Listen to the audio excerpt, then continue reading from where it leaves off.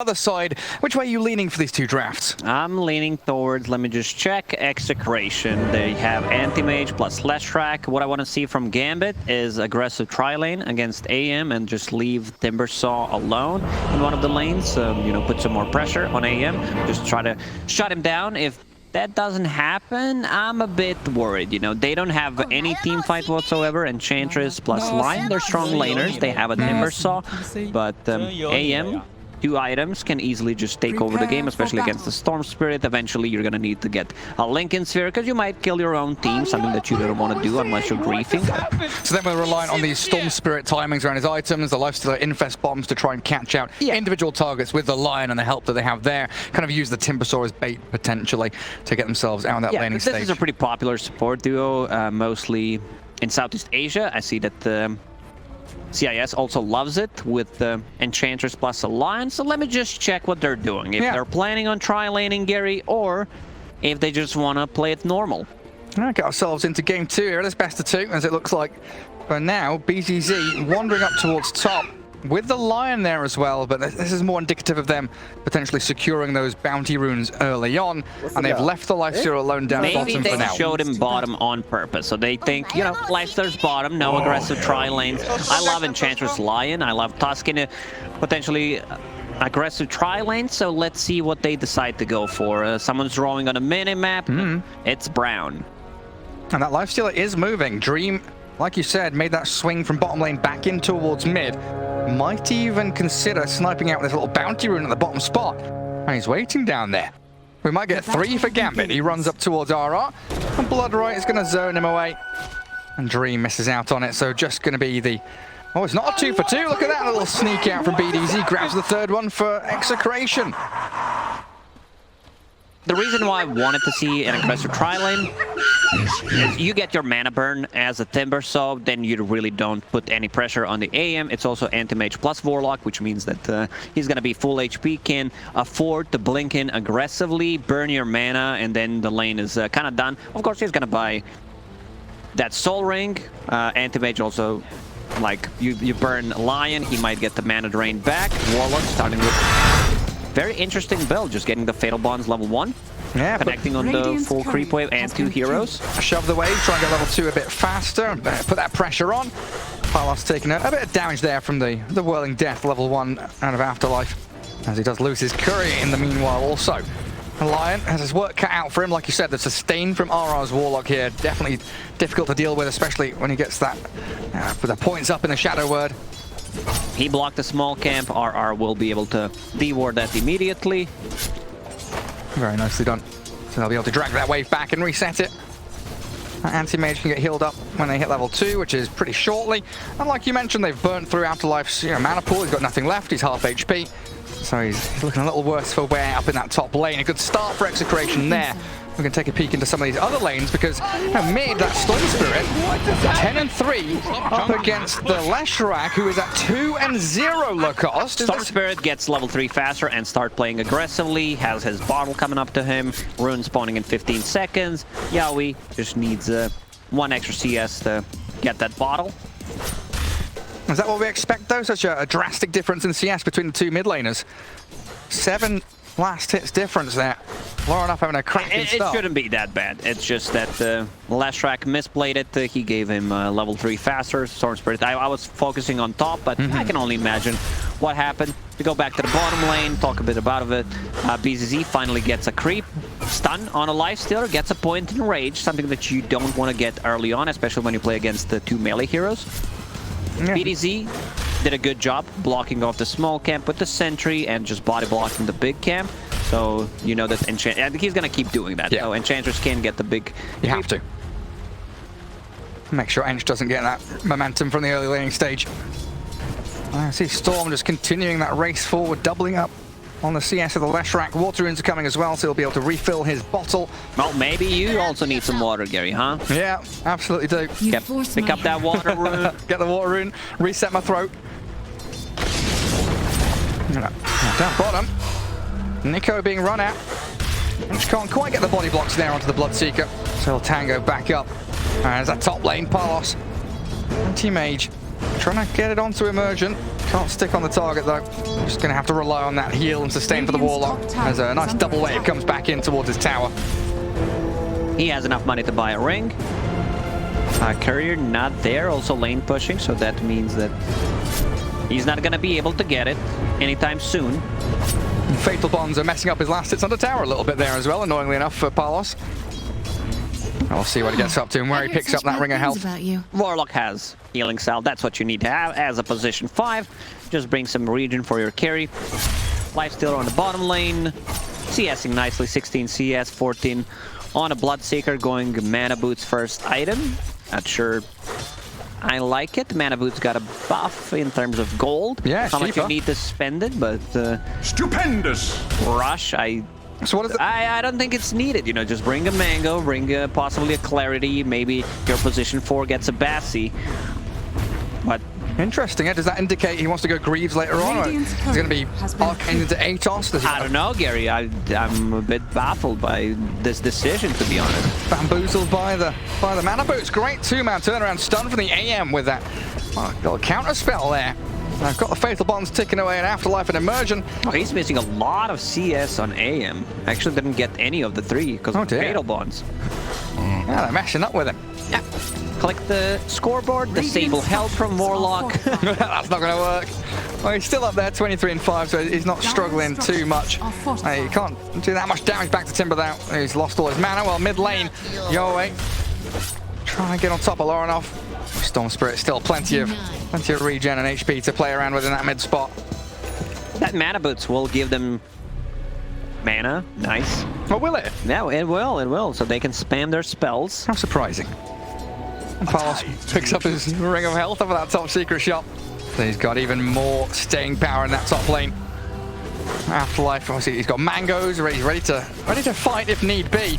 Might pop a couple of here just to try and get that damage onto the Anti-Mage. And he holds out. So far, you know, not too bad for the Timbersaw. This Lion's definitely helped him out, and they're not bleeding away any kills.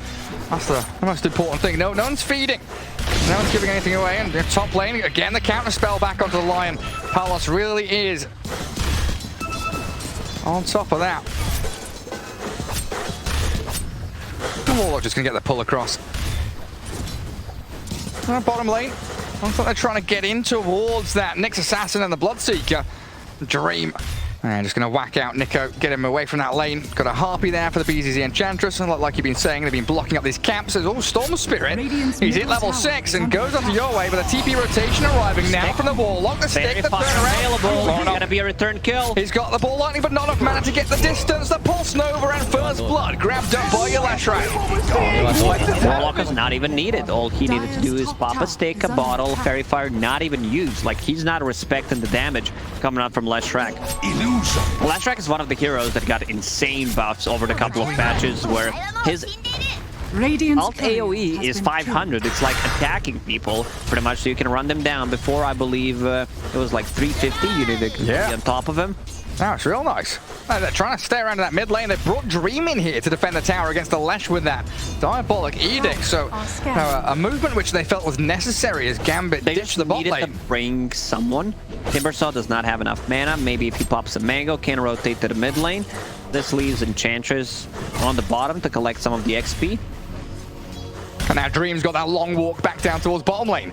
Well, at least he's got the phase boot, so he will wobble himself down back to that tier 1 area. And Yoe, level 7.5 almost, that Lash back to Fountain. Could think and consider about his first rotation, or the stacks we see there on our screen could come and clear through them as RR has built up beautiful bank in that dire jungle and gets a D-Ward. What just happened? Oh, that rotation from Yoe got scouted. Timbersaw popping the Mango. Yeah, Oh, gets burned. There's the mana burn and the void. Nice stun from Yoe as well, clear through Afterlife, while Storm Spirit is stealing a couple of those stacks that the Warlock had been picking up. That was very costly that he popped 2 mangoes, died, and now Lashrak can go for a rune, can try to invade enemy triangle, see if there are any stacks there. Also, free bounty, why not take it? Oh, thank you very much. And this is very scary, right? We were talking about how the late game, the panel was mentioning this XctN side dragging the game out, look incredibly good with this AM, the Nyx, the Leshrac up against this Radiant team. Voronov does not find the room. Go back to your talk, Gary. I'll answer the question. Nico, he's TPing up. Yeah, when does Gambit really want to try and hit their stride? Is it around a Storm item timing, the Arbor Lifestealer? What's the game plan? Problem is Timber is getting shut down. He's not gonna feel comfortable playing into Lash because it's mixed damage. It's mixed magical and physical damage. Two supports, they're really not that good at rotating. Lion is okay-ish, but the Enchantress mostly focusing on the laning stage. Storm Spirit always gonna need to be careful. One rotation from Anti-Mage. Bam. Mana Void, you can kill him, +1 extra hero. Potentially need to be very careful about it. Nico on the bottom lane after finishing the mana boots, going into Road of Atos against Storm Spirit, against the Timbersaw. That's just going to be a really, really good item. Something that we don't see. Teams taking the safe lane tower. Oh, Storm! He's been found out! He sets it up, he's not even level 6 yet. Just double stun under that vision. The Dire Ward scouts the Storm as he was trying to farm, and they've shut him down tremendously. At least Afterlife is going to be able to claim a tower up top as well, so structures, they're starting to fall here. Dire's top tower. They got 2 towers, so at least that's something good going for them. Little by little, they can build up some kind of net worth for themselves. Lifestealer is going to have a pretty good timing on his item build anyway. Armlet potentially back into a bit more damage. The SNY could be coming out for him. Anti-Mage can't farm the jungle. The jungle is stacked, so he can't clear those camps. Needs to be in the lane. Leshrac, one of the better heroes to just overall clear creeps around the outpost. I think that needs to be fixed in the next patch, where Dire has a much bigger advantage in terms of that. Like, you can farm those 2 camps easily, and exactly what Leshrac does. He's there and we'll farm it. The proximity of those camps, so nice for Medusa, for Leshrac, for Gyro, all these heroes. Clear through them at ease, and that's going to put him over 5,000 net worth, like 5.2k. So he's going to be sitting on that Yule Scepter now, 10 minutes in. He'll have it about 10:30. And this is a good time for him to go and smoke around with the Nyx Assassin, who's also hit level 6. So he'll have Vendetta to scout, start things off, and Yoe can look for these early pickoffs. And Storm Spirit is an ideal candidate to go and grab because, like we've been saying, they need the Storm Lifestealer to get the ball rolling. As Emergent, he'll chain stun the Leshrac, but he's going to get found here by the AM and the Nyx Assassin. Lion will hand over his life to Palos. Ooh, and they want to give kill to Palos, but it's going to take away what? He's going to live. Lion's going to juke away from this one. I mean, BDC, there's the stun, takes the kill away from AM, but a bit of miscommunication coming through from XctN maybe. And this allows a bit of time now for Gambit to get into mid lane. Catapult wave, shove into the tier 1. And Nico forced to stand his ground and defend it. A wrap around from Yoe though. Lorinov can ball lightning. He doesn't get it off in time. He yawls in a split earth. They're going to catch the Storm Spirit out with a chain stuns, perfectly timed. And Lorinov, it felt like he should have seen that one coming. He faked Warlock ulti just to show that they're not there. We're not trying to kill you. And they actually do it. Now, Yule Scepter done on Leshrac. Storm Spirit, he's not gonna have a game. No. I see his item build. He decided to go for Kaya, thinking about a BKB. Oh. No matter what you get at this point, like, it's just not gonna feel good. You need something that gives you mana. I wouldn't mind the Orchid Rush into BKB. Into Linken's possibly, but you know, this is something that he can only dream of in this game because things are really not going well for him. It's one of those difficult spots where you commit to the treads and you're thinking, wait, if I'd not gone treads and Orchid rushed, maybe I would be in a better position.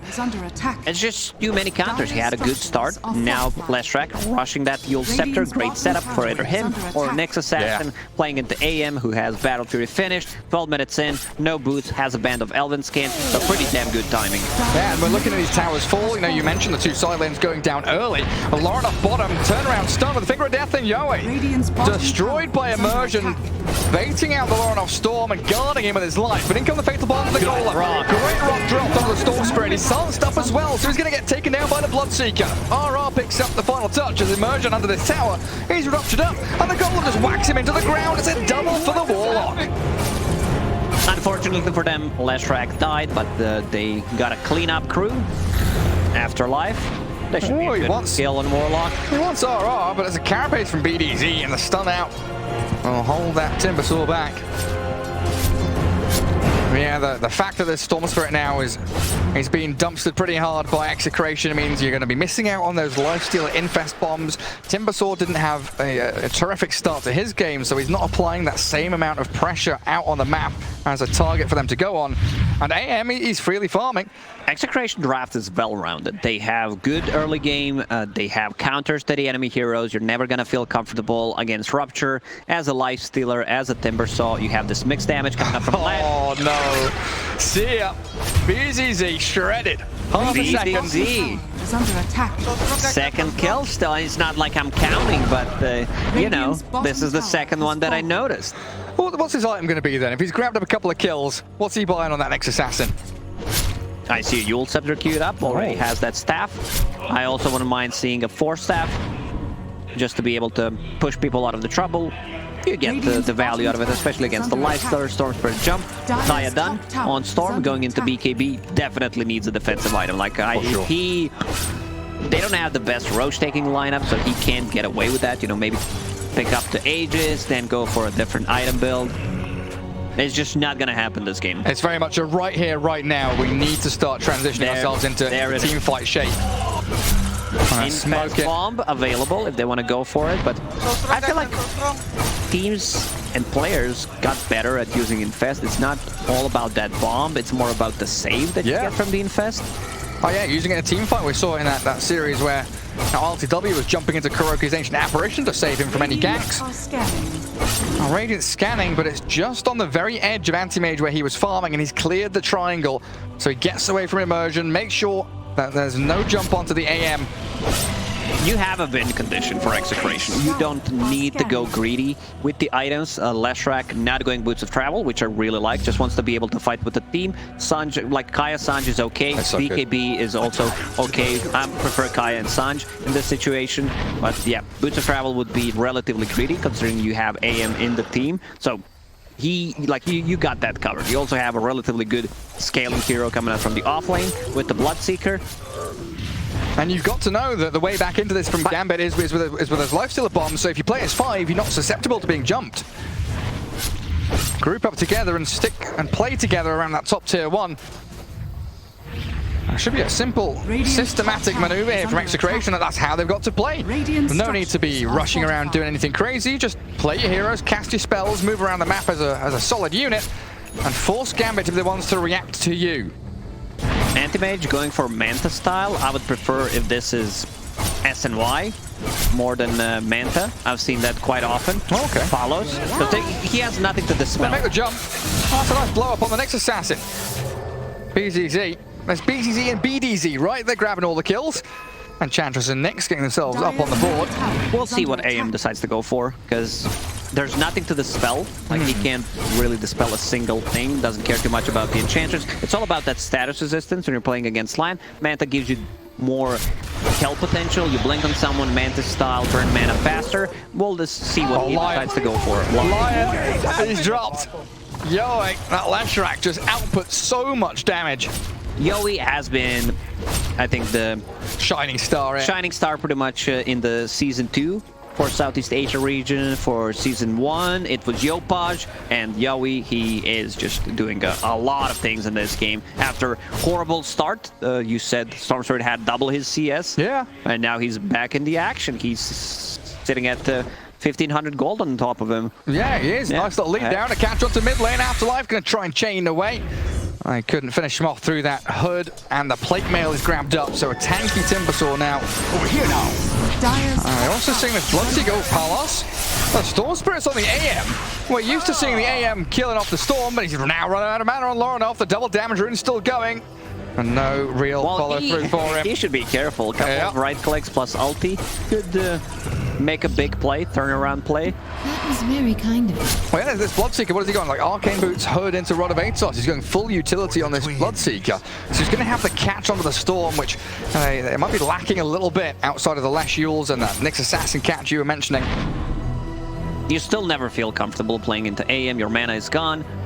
If he doesn't die, can easily just blink in and get the big mana void. Decides to go for the Manta style in the end. I'm a big fan of Warlock saving 2,000 gold as well. He's got Hand of Midas, Gary. Yeah. Is it time? That's what I was wondering, man. I was looking at him thinking, oh, I know this situation all too well. Warlock, one of my favorite heroes. I've been here multiple times. Like Solar, guys, do we need Solar Crest? I don't really want to Solar Crest my Anti-Mage. I want a Hand of Midas. But what if you get Hand of Midas into Solar Crest? You get it not faster, but then you get like another item. The acceleration is there. I might even be thinking about like Midas into the Aghanim Shard. Get that nice Shadow Word going. The Shadow Word talent's real nice as well. Radiant's bottom tower is under So much heal and sustain from your Warlock. As Execration take the bottom portion of the map now, jungle all controlled up, even scanning Roshan to make sure that Gambit aren't sneaking into that pit for an Aegis. It's a pretty balanced, even game though, 8 kill difference, but Gambit are keeping competitive in terms of net worth. Lifestealer's up there, nearly at the Anti-Mage's level, and they do move into Roche after the scan was used. So maybe unexpected here, as Execration completely out of position and no way for them to really contest this. They don't know this is happening at the moment, so it's gonna be good. Radiant's bottom tower. A Stormcrit needs to get it. Stormcrit needs to pick it up. The best Aegis carrier in the game. Give that to Lorenoff, absolutely. BZZ gonna move out of the pit, see if he can spot anyone coming, but no. Execration unaware of that Aegis being taken, and now it is dead even in terms of net worth, but Aegis advantage for Gambit. Gary, I know these mid players. Do you think he's gonna switch to Kaya Sanj? Because he is holding on to Aegis. Just simple, on the Storm? On the Storm. Simple yes or no. What about Bloodstone? No. He needs to upgrade the Ogre Axe. Oh, I see, sorry. BKB or Kaya Sanj. No, he's going to go BKB. I think I trust Laura enough to make the rational decision. That's rational, but knowing the Dota player, I think he might go for it. Let's see if he gets a kill. It looks like he will be able to grab Nico there, and the golden dropped on their heads though, but the Finger of Death finishes off the Blood Secret. The AM jumps in, takes out the Aegis immediately. Dream in a spot above the now, turns onto Yoe. They've got a lot of damage, the physical shred through. Flash rack down and out, as Storm Spirit will ball lightning off to the side towards Warlock, but Gambit able to reset here potentially, but under the stun, right, get the Dream, Lifestealer, catch him with Palos. Anti-Mage clears through him, but Storm makes the secondary jump. Nice heal, sustain coming through for the AM as Afterlife holds his ground. And Nico, I see if he can chase this one. He misses out the Timber Chain. AM wants back in. They'll find their 4th kill. It's actually a 5-man wipe, including that Aegis, and Execration needed 2 heroes and 1 buyback. Like, imagine if Flashrack used his abilities in that fight with the Fatal Bonds. Storm Spirit just dies immediately, and you lost the Aegis. You can't afford to get Kaya and Sanj. You need to get that BKB. Yeah, absolutely. Desperate need of that BKB. And what was that? A buyback from Bloodseeker. Lash died, but you get 4 kills plus the Aegis. So yeah, 5 kills all in all. And Gambit, once again on the back foot, forced to retreat to their side of the map. And Storm Spirit hiding in the trees as Execration close in around Lorenoff. Oh, BDZ, Yoe, onto the tier 1 tower. Radiant structures are Let's see if they can spot out the Storm or any of these other Radiant heroes coming in. Storm makes a little half jump forward. BZZ front lines a little bit, but it's Execration retreating once more. Back to their triangle, gather up the safe farm on the map. They should feel very confident going into mid and late game with their lineup. Lash track scales well. Anti-Mage doesn't necessarily need to be strong and carry the carry matchup. They can deal with him later on. Just be able to blow up Storm Spirit and the supports, and then go back in and finish off the Lifestealer. AM gets a complete free time down bottom now. Basher done. There's no real great way to catch him right now. And Lifestealer's coming down here to take out an Observer Ward, clear out the remnants of that lane remaining. And Radiant do catch a glimpse of someone with their scan around the Arcane Rune top. BZZ attempts to deny, but BDZ is there to grab it. I gotta be careful with the Bs and the Ds. I do. Bs and Zs everywhere. Oh, kills off a neutral creep. Nice little vendetta. Just in general, we gotta save the bees. Yeah, exactly. Not necessarily Gary B, but the important bees. The important bees. Well, I don't make any honey, do I? So I'm absolutely useless. Save the bees. Something I've been watching a lot of is the people that go around like taking a swarm of bees, putting it into a new home, finding the queen, gathering them up. It's very therapeutic. And, like, that's all cool unless you're allergic to bees. Oh, yeah. Like, oh no. Don't get stung. That's some nasty stuff. AM? Wasp, on the other hand, not a fan of them. No, not a fan. They're not bees They're really not contributing anything. to society whatsoever. Radiant's top tower has fallen. Evil, evil little things. Well, there's the tower. Third time lucky. XctN take that tier 1 top. And they are Radiant's playing top very tower is under patiently. attack. Again, it's just that group up, stay together, make sure that no one is an obvious target for the Storm Infest bombs, and it forces Gambit to go out hunting and looking for a big team fight. There's a lot of scribbling on the map there, Lacoste. It feels like they're a little bit confused about where they want to go. Very artistic team overall. Just, you know, while they're playing Dota, they're drawing some stuff on the minimap. A bit of cubism, a little bit of impressionism going. But our very own Picasso's here on Gambit. BDZ Vendetta, so he'll be able to scout any smokes coming from the right-hand side. And XctN playing the fog in the tree lines. This is a nice little spread. High ground ward, the Tinker ward on the left side. And BDZ, he'll see Afterlife. Doesn't want to really kick things off on the Timbersaw. And Leshrac, the turnaround, they blow through Afterlife almost immediately. Nice yours up as well as Lornoff's BKB spent into the golem. They get the big stun in. They'll take him down. Oh, it's a beautiful catch onto Dream as well. The Lifestealer and Timbersaw shredded in an instant.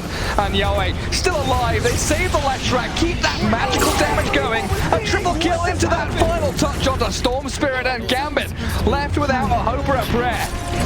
Big play from Yowie. There he is waiting. He gets a stun on Timbersaw. That's a 5-man.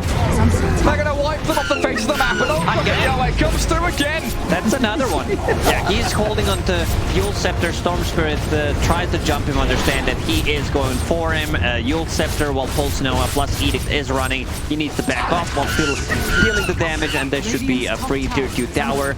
I don't want to be too negative, Gary, at the moment, but I just don't see that this lineup can win against what XctN got. It's pretty much like you had your time. This you needed to be focused on the laning stage with Lion, with the Timbersaw. Tempo. Exactly, and then you kind of lost the momentum, didn't get too much out of the laning stage. Now you're...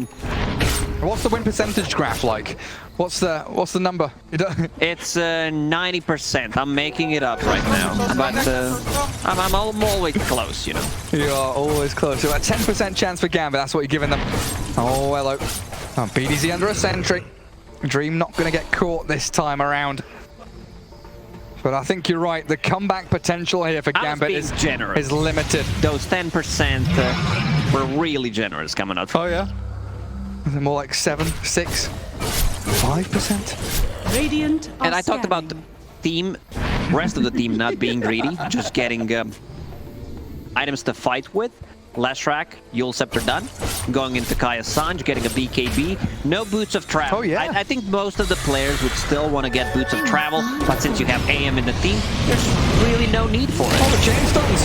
Fatal Bonds. The death of Afterlife yet again. That's a dieback on him as Lornoff. He makes the jump towards BDZ, but they can't get a single pick off. A nice 2-man stun there on a Finger of Death. Finally the line gets involved, but Dream. That's a deep. He's stuck over here with the jump from Palos. That's it. Gambit are done for. A double for Palos. BDZ's hidden invis under the Glimmer Cave. We're going to sprite off to the right-hand side, but the AM tracks back, has the Enchantress's number, gives her a little ring and says, oh, come on, that's a double down with the first hit bash. Of course he does.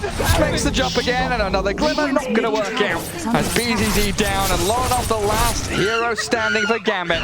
I would not be surprised if they call GG once they lose like Roshan fight, which could potentially be up in the 20 seconds.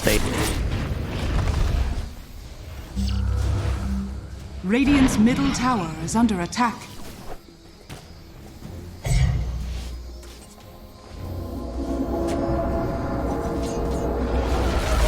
Radiant's middle tower has fallen.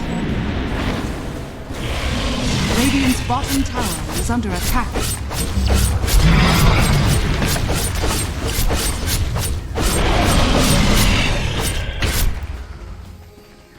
XctN, they've really nailed this one. They've got the last little nail in the coffin. They really got a better draft overall. Like they played the lanes well. AM pick was really good in terms of like securing the farm with the Warlock and just setting him up for a really good game. It was a 12-minute battle. Fury were gonna come back into the game. Lornoff's dead again. Yeah, I mean, has he got buyback? There's no buyback there for 45 seconds, so there's no Storm Spirit. BCC's trying to glimmer. Great stun again from the Lion, but we just haven't seen much from this Lion aggressively. It's always been counter initiation, reacting to what XctN have been bringing. And now you've got this Warlock with the Aghanim Shard, Shadow Word cooldown talent picked up as well. So he's going to be keeping that push and sustain going down into that Radiant base from the mid lane and the top lane as creeps are converging towards Gambit's side of the map. Roshan is up. That means, well, it's not showing on my screen, but Roshan should be up. It's just not there. It's not in the pit. Not who's there. He's not at home. Well, it happens sometimes if you disconnect and the timer not quite working properly. We'll see when he respawns with a little white dot in the mini map. This is prime position though for XctN. Hold the triangle. Make sure that the space is limited for Gambit. Cut out the waves. I think Roshan needs some justice. We always kill Roshan. We never ask, like, how's Roshan? Well, is he doing okay? We used to give him a party hat and a Santa hat. Also, jump in from Lorna. All right. The snipe will get. There's the Hex coming through onto the Bloodseeker 2. The Chainstone's onto him, but they turn back with the AM. Palos is cruising through these heroes, and the perfect stun setup gives him a double kill. Afterlife is next. Dream is going to be dealt with pretty quickly by Palos. A triple for your AM, and GG is called. Just like you said, it was coming after maybe one more fight, and the AM's turn to get an ultra kill. They know they have no damage whatsoever. Anti-Mage got